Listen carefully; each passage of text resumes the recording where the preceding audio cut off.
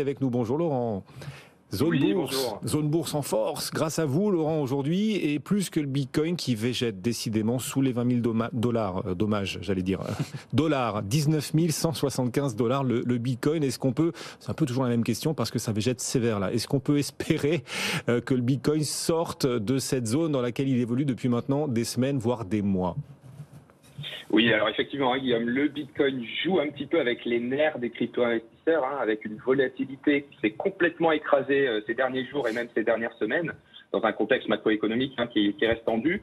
Il n'arrive pas à s'extraire par le haut de cette zone des 19 000 dollars, ce qui montre bien qu'il a du mal à attirer les capitaux frais et regagner en quelque sorte l'optimisme des investisseurs.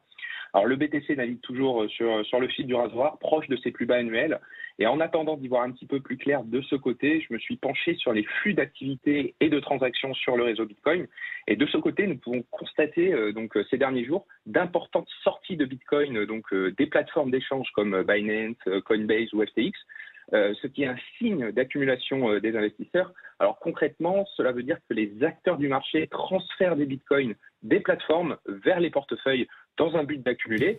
A contrario, si nous avions eu par exemple une remise en circulation des bitcoins des portefeuilles cette fois-ci vers les plateformes, cela signalerait que les investisseurs souhaiteraient se débarrasser et vendre leurs bitcoins, ce qui n'est pas le cas actuellement. D'après le fournisseur de données Glassnode, il y a 2,3 millions de bitcoins sur l'ensemble des plateformes d'échange de crypto-monnaies.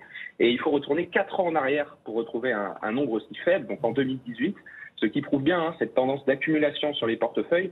Mais c'est aussi, dans un même temps, la volonté de certains investisseurs de devenir réellement propriétaires de leurs crypto-monnaies en les sortant des plateformes centralisées.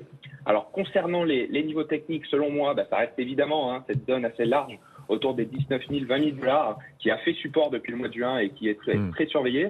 J'attends donc personnellement un franchissement franc et avec du volume des 22 500 dollars dans un premier temps, et puis idéalement des 25 000 dollars dans un second temps.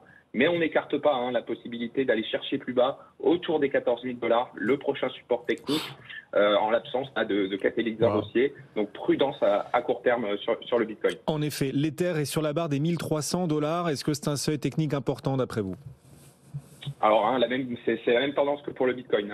L'Ether est en train de végéter autour des 1300 dollars. Il a vraiment du mal à sortir la tête de l'eau depuis un mois, depuis The Merge. Justement, toutes les craintes qui gravitent autour d'une potentielle progression de la centralisation du réseau ne jouent peut-être pas en faveur d'Ethereum.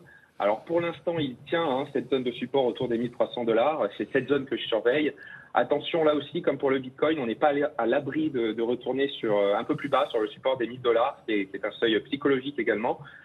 Pour renverser cette tendance baissière, c'est toujours cette zone des 1500 dollars que je surveille. Et puis, idéalement, aller chercher cette zone autour des 2000 dollars, ce qui pourrait permettre de redonner un signal haussier à moyen terme si on arrivait à le franchir.